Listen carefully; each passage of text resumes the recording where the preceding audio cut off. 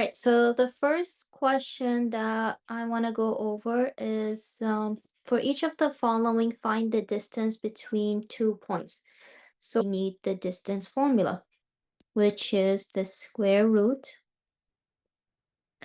of x2 minus x1 squared plus y2 minus y1 squared.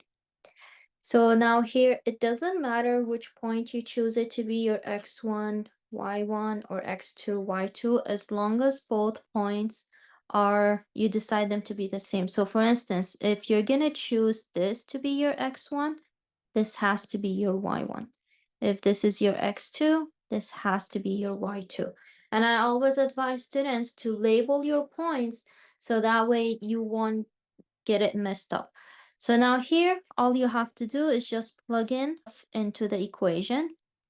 x2, which is 3, minus, always use parentheses when you're placing things, especially when you're working with negatives. So x1 is -4 squared plus y2, which is -4, minus y1, which is 1.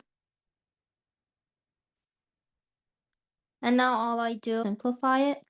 3 minus -4, this is the same as 3 plus 4 squared plus -4 minus 1 is -5 squared equal.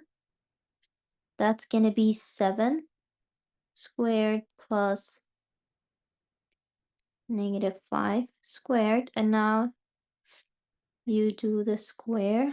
7 squared is 49 plus 25, which equals square root of 74. I will leave B for you guys to practice.